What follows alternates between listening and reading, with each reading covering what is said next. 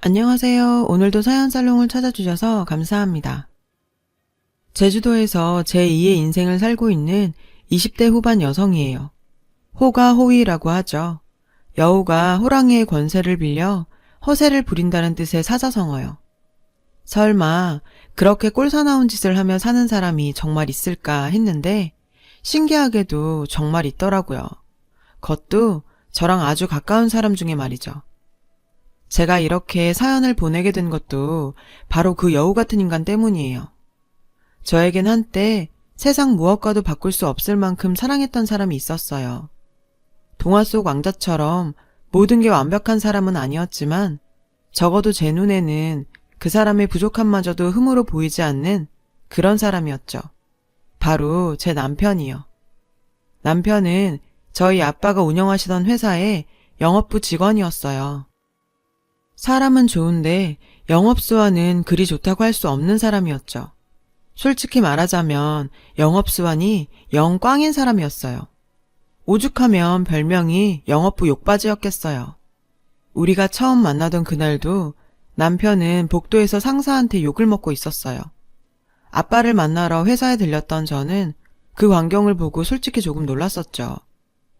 다 큰 어른이 학교도 아니고 회사에서 저렇게 혼이나? 나 같으면 당장 관둔다. 저런 수모를 당하면서까지 회사에 다녀야 하나 생각했어요. 한참을 모욕적인 말을 퍼붓던 상사는 엘리베이터를 타고 가버렸어요. 그런데 글쎄 이 남자가 이미 닫힌 엘리베이터 문 앞에서 90도 직각으로 허리까지 숙여 인사를 하지 뭐예요. 근데 뭐랄까 그 모습이 굴욕적이라기보다는 대단하게 보이더라고요. 순간 어른들의 사회생활이라는 게 어쩌면 이런 게 아닌가 하는 생각마저 들었죠. 순간의 화를 못 참고 뛰쳐나가는 건 쉽지만 굴욕적인 순간까지도 참고 버티는 건 어려운 일이잖아요. 그럼에도 많은 사람들이 가족을 위해 혹은 생계를 위해 오늘을 참고 견디며 살고 있구나. 그리고 그건 창피한 게 아니라 책임감을 아는 어른다운 행동이 아닐까 하고 말이죠. 한참을 그렇게 허리를 숙이고 있던 남편은 제 인기척을 느끼곤 도망치듯 사무실로 들어가 버렸어요. 그날 이후 남편의 그 모습이 뇌리에서 지워지지 않더라고요. 그래서 아빠 회사에 갈 때마다 영업부 앞을 어슬렁거렸죠. 남편과 정식으로 인사를 나눈 건 1년 뒤 제가 아빠 회사 홍보부에서 인턴 생활을 하면서부터였어요. 간부들을 제외하곤 제가 사장 딸인 걸 아무도 몰랐기 때문에 전 남들처럼 평범한 회사 생활을 할 수 있었죠. 남편과는 부서는 달랐지만 복도나 구내식당에서 종종 마주치곤 했어요. 남편은 절 기억 못하는 것 같았어요. 차라리 그 편이 낫죠. 어떻게 보면 남편한테 있어서는 남한테 보이기 창피한 순간이었을 텐데 그걸 제가 지켜본 걸 알면 제가 얼마나 불편했겠어요. 그러던 어느 날이었죠. 저는 사무실에 휴대폰을 두고 오는 바람에 뒤늦게 다시 사무실로 돌아와야 했어요. 근데 하필 사무실 문이 잠겨 있는 거예요. 보안과 직원도 안 보이고 난감하던 그때 영업부에서 남편이 나왔어요. 야근을 마치고 막 퇴근하던 참이었죠. 남편은 절 보고는 무슨 일 있냐며 다가왔고 전 자초지종을 설명했어요. 그러자 남편은 넥타이 핀을 빼선 능숙하게 문을 따주었죠. 그리곤 제가 휴대폰을 찾아 나올 때까지 문 앞에서 기다려주었어요. 인턴 생활 힘들죠? 그래도 지나고 나면 지금 하는 일이 많이 도움이 될 거예요. 송아름씨. 어머, 제 이름 기억하세요? 놀랐어요. 같은 부서도 아닌데 제 이름까지 알고 있다니. 그런데 그게 아니라 저 사원증에 알고 보니 제 목에 걸린 사원증에 떡하니 제 이름이 적혀 있더라고요. 전 그것도 모르고 제 이름을 기억하는 줄 알고 좋아했던 거죠. 어찌나 창피하던지 얼굴이 벌겋게 달아올랐어요. 그날 이후 남편과 전 복도에서 만날 때마다 안부를 물을 정도로 가까워졌어요. 그러다 퇴근 후 함께 밥을 먹거나 맥주를 마실 정도로 친해졌고 제가 인턴을 마치고 퇴사를 할 때쯤 우린 연인 관계로 발전해 있었죠. 2년간의 연애를 끝으로 우린 결혼을 약속했어요. 저는 더 이상 제 신분을 숨길 수 없었죠. 그래서 남편한테 솔직히 말했어요. 제가 사장 딸이라고요. 처음에 남편은 농담하지 말라며 웃어 넘겼죠. 하지만 저희 집에 인사를 드리러 가서 아빠를 보고는 그제야 많이 놀라더군요. 처음에 아빠는 반대를 하셨어요. 아빠 외엔 가족이 없다 보니 저한테 든든한 사람을 붙여주고 싶어 하셨죠. 아빠 회사를 이어갈 사람으로요. 솔직히 남편은 그럴 만한 능력이 되는 사람은 아니었거든요. 학벌도 그렇고 업무 능력도 많이 떨어지는 사람이었으니까요. 하지만 결국 아빠는 제게 져주셨죠. 제가 그 사람을 많이 사랑했거든요. 그렇게 우린 결혼을 하게 됐고 남편은 영업부 욕바지에서 하루아침에 신데렐라로 거듭나게 됐죠. 신혼집은 제 명의로 돼 있던 아파트에 꾸렸어요. 사실 남편네 형편이 그리 좋은 편이 아니었어요. 남편이 벌어서 홀 어머니와 여동생을 보살피고 있었으니까요. 이런 점도 아빠는 탐탁치 않아 하셨어요. 왜 안 그렇겠어요. 엄청난 재력을 가진 시대까지는 아니어도 딸 자식 힘들게 할 정도의 형편은 아니길 바라는 게 부모 마음이잖아요. 하지만 어쩌겠어요. 딸이 택한 길이니 어쩔 수 없었죠. 주변의 기우에도 불구하고 우린 행복한 결혼 생활을 이어갔어요.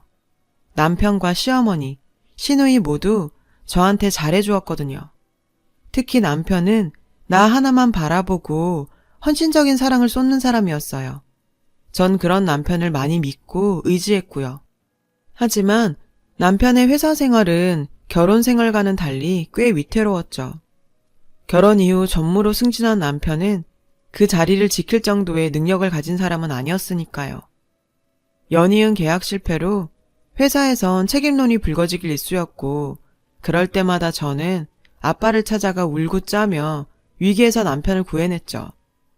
상황이 이렇다 보니 회사에서 남편의 입지는 점점 좁아졌어요. 그러던 어느 날이었어요. 인터넷에 아빠 회사가 부도 위기라는 기사가 떴더라고요. 협력업체의 도산으로 아빠 회사까지 흔들리게 된 거죠. 그 길로 전 친정으로 달려갔어요. 걱정이 돼서 가만히 있을 수 없었거든요. 가보니 아빠는 아무 일 없는 듯 정원수에 물을 주고 계셨죠. 그리곤 오히려 놀라서 달려온 저를 향해 내가 누구냐? 맨손으로 시작해 지금 이 자리까지 오른 사람이야. 아빠 그렇게 쉽게 안 무너진다. 그러니까 걱정 말고 돌아가. 시부모님 계신데 툭 하면 친정일에 나서는 거 아니다. 여전한 아빠 모습을 보자 안심이 됐어요. 그래, 아빠가 어떻게 읽은 회사인데 하루아침에 어떻게 되겠어? 전 그렇게 안일하게 생각하곤 돌아섰죠. 하지만 그때 이미 회사는 손쓰기 힘든 상황까지 내몰려 있었고 아빤 그 사실을 제게 숨기시려고 괜찮은 척 하신 거란 걸 나중에야 알 수 있었어요. 회사를 살리기 위해 아빠의 개인 재산을 몽땅 회사에 쏟아부으셨어요.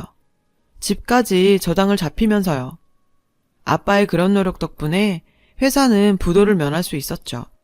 하지만 회사를 정상화하기 위해선 매각 외에는 방법이 없었어요. 결국 아빠는 고용승계를 조건으로 회사를 매각했고 아빠의 희생 덕분에 회사와 직원들은 살아남게 되었어요. 아빠는 빈털터리가 되고 말았죠. 일생을 다 바쳐 일궈낸 회사를 살리느라 말이에요. 설상가상으로 얼마 뒤 아빠는 뇌경색으로 쓰러지셨어요. 집에서 일하시던 아주머니도 내보내고 홀로 집에 계셨던 탓에 발견이 늦어져서 발견 당시 상태가 많이 안 좋았어요. 아빠는 한 달 넘게 한방병원 중환자실에서 생활하시다가 잠시 상태가 호전되는 듯 했지만 결국 세상을 떠나고 마셨죠. 하루아침에 전 고아가 된 거예요. 아빠 장례식장에는 회사분들이 오셔서 많이 도와주셨어요. 모든 장례 절차는 아빠와 창업부터 함께 하셨던 강 이사님이 맡아주셨어요. 남편은 하도 울어서 탈진 상태였던 절 대신해서 상주 노릇을 해주었고요. 그렇게 아빠의 장례식은 주변의 도움으로 잘 마무리 지을 수 있었어요. 하지만 장지에서 돌아온 그날부터 제 인생은 이전과는 180도 다른 모습으로 변해버렸어요.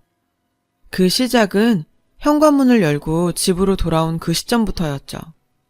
평소 상냥하고 나긋나긋하던 시어머니는 전혀 다른 사람이 돼 있었어요. 그건 시누이도 마찬가지였죠. 제가 몸도 가누기 힘든 상태로 현관에 들어서는데도 누구 하나 달려와 손을 잡아주지 않더군요. 오히려 그 반대였죠. 소파에 앉아 빤히 절 쳐다보며 가소롭다는 표정이었어요. 그리곤 장지에서 출발한 지가 언젠데 이제야 오는 거냐? CM일 굶겨 죽일 작정이야? 왔으면 밥부터 차려라. 어서. 기가 막혔어요. 방금 땅에 아빠를 묻고 온 저한테 밥을 차리라고 호통을 치다니. 제정신인가요? 어머님, 지금 저한테 뭐라고 하셨어요? 밥을 차리라고요? 아니, 방금 부모를 땅에 묶어온 사람한테 밥 차리라고 닥달하시는 거예요? 네? 서운한 마음에 입술까지 파르르 떨렸어요. 그런데 언니, 지금 뭐 하는 짓이야? 아니, 며느리가 돼선 시어머니한테 고개 빳빳이 쳐들고 따지는 거야? 뭐야? 언니네 아빠 죽었으니까 우리 엄마도 굶어 죽으란 거야? 뭐야? 완전 개싸가지네. 평소 저를 친언니처럼 따르던 시누이는 거품을 물며 저한테 달려들었어요. 순간 내가 악몽을 꾸고 있나 착각이 들 정도였죠. 하지만 이건 시작에 불과했어요. 이보다 놀라운 건 바로 남편의 태도였거든요. 주차를 하고 저보다 늦게 집에 온 남편은 현관에 들어서자마자 상주 완장을 바닥에 내던지며 화를 내는 거예요. 아씨, 망했어. 부자가 망해도 3년은 산다는데 어떻게 네 집은 네 아빠 죽고 나니까 쥐뿔도 안 남냐?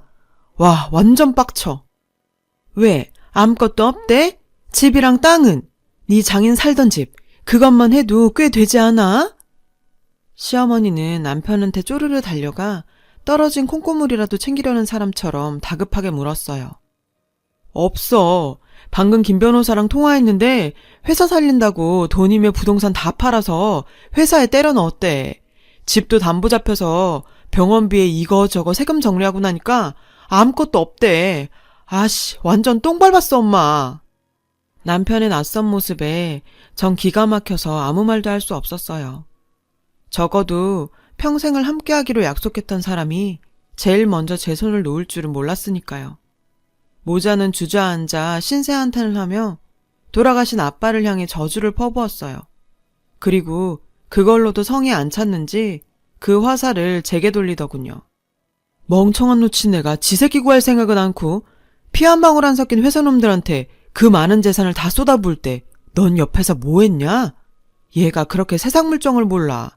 전 재산 올인했으면 회사는 잡았어야지.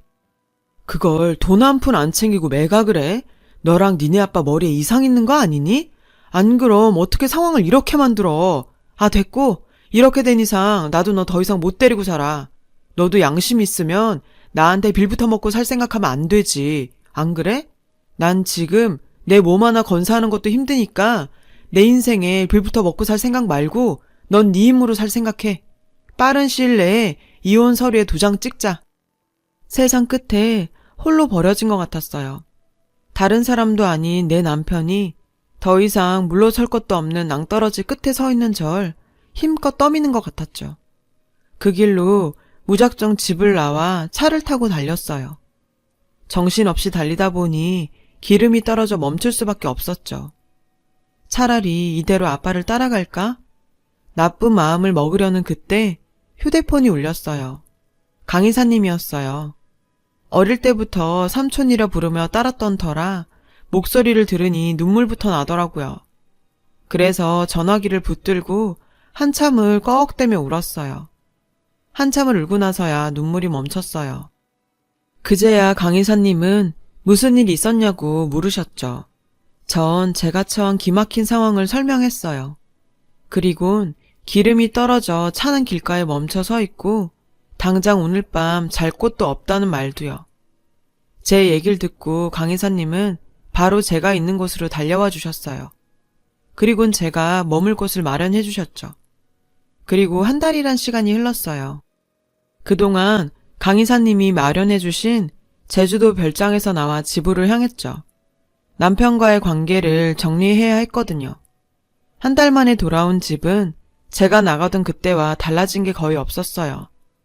하루 종일 TV 앞에 앉아 홈쇼핑 채널을 보는 시어머니도, 게임에 빠져 컴퓨터 앞에 사는 시누이도 모두요. 달라진 게 있다면 회사에 있어야 할 남편이 평일 오후임에도 집에 있다는 거 정도? 절 보자 시어머니는 도끼 눈을 뜨곤 절 노려봤어요. 그리고 남편을 불러댔죠. 방에서 늦잠을 자던 남편은 짜증을 내며 거실로 나왔어요. 안 돌아올 것처럼 나가더니 벌써 기어 들어오냐? 난 또 영영 안 들어올 줄 알았지. 절 보자 남편은 똥 씹은 표정을 하며 말했어요. 내 집인데 당연히 와야지. 참, 이거 이혼 서류야. 내 건 다 적었으니까 당신 거 적어줘. 전 서류 봉투를 남편한테 건넸어요. 봉투에서 서류를 꺼내보던 남편은 순간 화들짝 놀라더군요. 그리고 눈동자가 심하게 흔들리더니 말까지 더듬었어요. 왜냐고요? 제가 남편 보라고 이혼 서류 뒤에 제 명의로 된 제주도 땅 문서를 끼워 넣었거든요. 이게 다 뭐야? 자기, 제주도에 땅이 있었어? 이게 얼마야? 땅 얘기에 방에서 시누이가 달려나왔어요. 그리고 남편과 시어머니 시누이는 머리를 맞대고 앉아 땅 문서를 살폈죠. 그리곤 급화색이 되더군요. 죽다 살아난 사람들처럼요. 그리곤 순식간에 태도를 바꿔 예전의 모습으로 돌아왔죠. 아가, 지금껏 어디서 뭘 하다 이제 온 거니? 세상에, 피골이 상접한 거 봐. 그동안 밥은 제대로 먹고 다닌 거야? 에휴, 가여운 것. 친정아버지 그렇게 보내고 얼마나 힘들었니? 이제 다 잊고 과거는 훌훌 털어라. 안 좋은 기억은 후딱 터는 게 상책이다. 너 좋아하는 김치찌개 끓여줄 테니까 씻고 와라. 밥부터 먹자. 와우, 이건 뭐 아카데미 여우주연상은 따놓은 당상이겠더라고요. 근데 그건 시어머니뿐만 아니더라고요. 시누이랑 남편도 거의 동급으로 확 표정을 바꾸곤 예전 모습으로 변해 있었거든요. 이야, 연기파들 나셨네. 온 가족이 아주 아카데미 주연상감이야. 그렇게 죽일 듯이 발톱 세고 달려들던 사람들이 땅 문서 보더니 순한 양이 되셨네? 무슨 소리야. 우리가 언제 그랬다고. 전엔 자기가 워낙 정신 못 차리고 시리에 빠져 있으니까 냉혹한 현실 자각하라고 일부러 강하게 밀어붙인 거였지. 우리가 안 그랬어 봐? 자기가 지금처럼 정신 차렸겠나? 다 자기 위해서 악역을 자처했던 거라고. 근데 자기야, 이 땅 어디서 난 거야? 아니 겉보다 땅이 꽤 넓던데 팔면 얼마나 받을 수 있는 거야? 이 와중에도 남편은 땅에 눈독을 들이더군요. 글쎄, 못해도 4, 50억은 되겠지? 근데 그건 자기가 알아서 뭐하게? 우리 이혼할 사이인데. 자기야, 오늘 중에 제출할 수 있게 얼른 이혼 서류 좀 작성해 줄래? 내가 당신들 쌍번떼기를 보고 있자니 토가 쏠려서 말이야. 뭐? 야, 너 말 다 했어? 이게 아주 간땡이가 부었나? 땅 좀 생겼다고 아주 기고만장이구나 너. 그래, 이혼해줄게. 근데 그냥은 안 돼. 나 지난주에 회사에서 잘렸거든. 왠지 알아? 다 잘난 네 아빠 사위라서 미운 털 박혀서 잘렸어. 내가 너 때문에 인생까지 조졌는데 그냥 순순히 물러설 순 없잖아. 안 그래? 그래서 난 내 몫의 재산 분할은 확신히 받고 끝낼 생각이야. 마침 잘 됐다. 생각지도 못한 제주도 땅까지 생길 수 있게 됐네. 고맙다 야.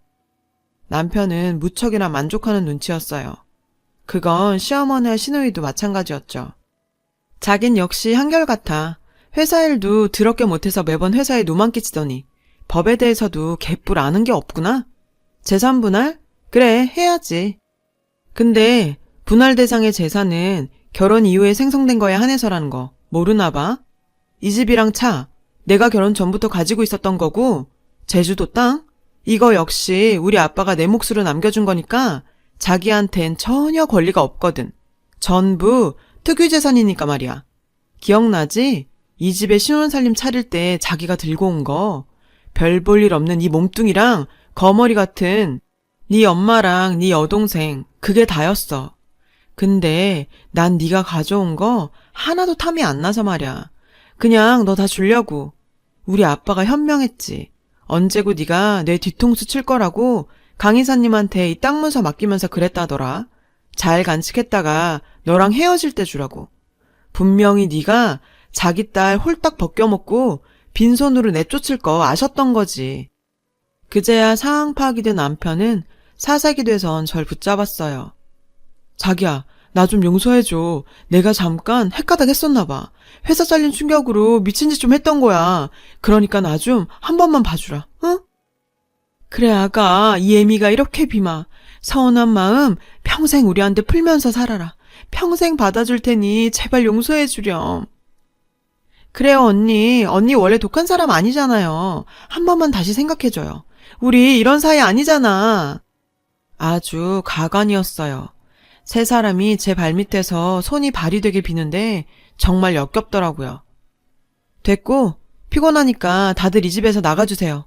딱 1시간 여유 줄게요. 그 안에 구질구질한 당신들 짐 챙겨서 나가주세요. 알았죠? 이 시간 어기면 사람 부를 테니 각오하시고요. 전 안방으로 들어가 문을 걸어 잠궜어요. 남편과 시집 식구들은 미련을 못 버리고 방문 앞에서 용서해달라 애원을 해댔죠. 그렇게 1시간이 흐른 뒤 전 사설업체에 전화를 했고 업체 사람들이 도착해서야 남편과 그의 가족들을 집에서 끌어낼 수 있었어요. 그렇게 이혼 서류를 접수하고 전 서울집을 정리해서 제주도에 내려와 있어요. 복작되던 서울을 떠나 눈앞에 바다가 펼쳐진 제주도에 내려오고 나니 한동안 절 괴롭히던 두통이 싹 사라져버렸어요. 그동안 내 아빠 등에 타서 호가호위하며 살았던 남편은 여전히 재취업을 못한 채 가족들과 뿔뿔이 흩어져서 현재 고시원에서 살고 있다고 하더군요. 결혼 전 가지고 있던 재산을 제 돈만 믿고 홀라당 유흥비로 탕진한 탓에 월세 보증금도 수중에 없었더라고요. 시어머니와 시누이도 몇 년간을 일도 안 하고 저희 집에서 보내주는 돈으로 먹고 살았으니 말 다 했고요. 호랑이 등에 탈 땐 좋았겠지만 그 등에서 내려온 뒤에 벌어질 일에 대해선 생각 않고 살았던 게 죄라면 죄겠죠. 암튼 이젠 저와는 상관없는 일이에요. 앞으로 전 제 인생에만 신경 쓸 생각이니까요. 이곳 제주에서 제2의 인생을 맞을 준비만으로도 충분히 전 바쁘니까요. 아직 구체적인 계획은 잡지 않았지만 서두르지 않고 차근차근 준비할 생각이에요. 이런저런 일 풀어놓고 나니 정리도 되네요. 긴 이야기 들어주셔서 고맙습니다. 마음 넉넉하고 행복한 하루 되세요. 여러분, 사연 댓글에 응원과 현명한 조언 부탁드려요. 좋아요와 구독은 저에게 큰 힘이 됩니다. 오늘도 좋은 일 가득하세요.